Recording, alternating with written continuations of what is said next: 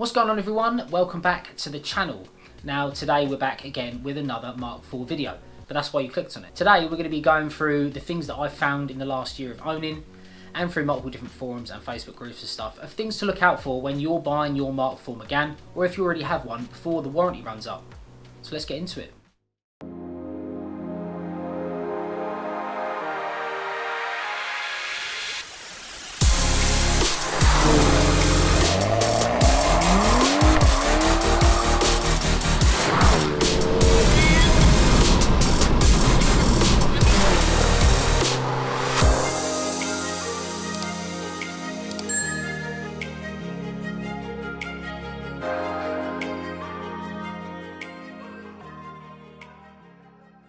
So before I shed all of this information from my brain to yours, make sure you like this video, share and subscribe, because this could help someone out, and obviously if you're looking to get a Mark IV or you know someone is, make sure they see this first.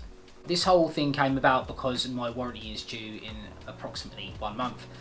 So I had as I was chatting to people over forums and stuff, I've collected these things online that people have been having done via recall or getting sorted or whatever. So starting things off, we're going to go with the engine mounts.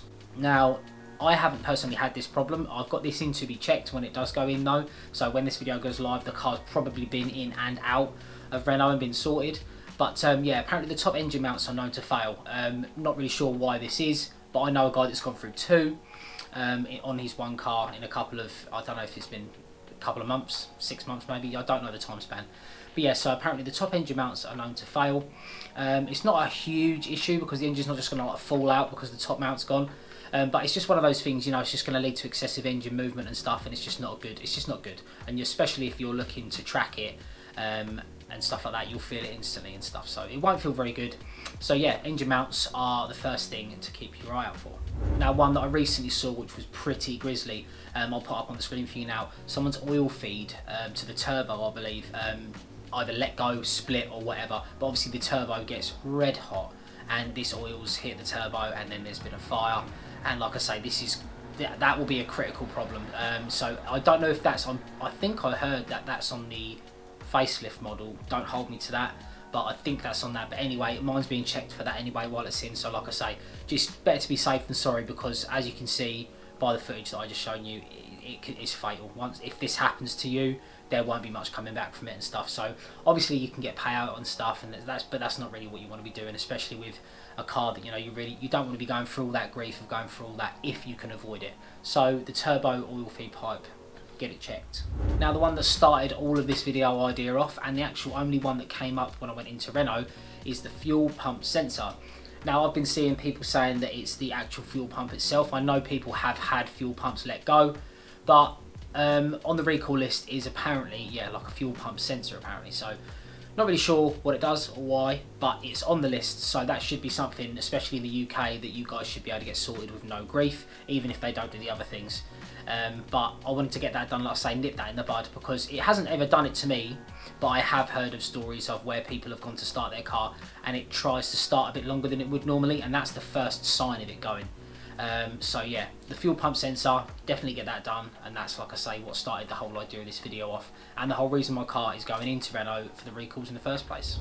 Unsure where I'm going to stand on this one because the car is lowered, but leaky rear shocks. Now apparently this is another common thing with these trophies, not really sure again why, but I know a lot of guys have had this problem. They're not exactly that expensive to replace, so if they don't replace it on warranty, I won't be gutted, I'll just get them done anyway. But it's yeah, something that I know people were looking at through the recalls and stuff, because the rear shocks were leaking. I can't really say much more about it than that, but I don't know if I'm going to be able to get away with it because I'm lowered. I know that it was probably going to do that regardless, but because I'm lowered, I think I've got less of a fighting chance of getting it done under warranty, if you know what I'm saying. So leaky rear shocks.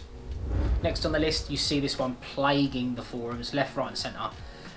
The battery issues. Not really sure again why this happens, but if the car isn't used every single day, it can start these kind of battery issues. And some people say it starts with sometimes just lighting up the dashboard, but it will still run. Other people saying the car won't even start. Other people saying that they can't even get the dash to light. So once, I think it's one of those things, the battery just gets to that point where it goes, but then I've seen people, like I say, stranded by the roadside with no power at all. So yeah, the battery, I don't know if that's a warranty thing, but I'm pretty sure I've seen people that have had that covered under warranty, and like I say, so it's just going to be worth checking when you get it in there. Even if they check it for you and tell you it's a dud, it's better off in there and found out before you end up stranded on the side of the road like I've seen some people. So yeah, get the battery checked at least. Now this one actually happened to me not so long ago, which again was the prompt of getting it down into Renault before the warranty runs out in April. It threw up some lights for me. I came to a set of traffic lights and I pulled up, and normally when you put it into park, when you're at the lights or whatever, the auto brake comes on and it flashed up lights, hill assist not working, the handbrake wouldn't go on. So it kind of threw a bit of a paddy like that, and I put the picture up on the forums and people were saying that it was a battery issue. But some people weren't convinced and they were saying it's a faulty ABS sensor, which would make sense because I had the car washed that day earlier on, and apparently these ABS sensors can be a bit touchy, and it, like I say, it wouldn't let me apply the auto brake on the EDC.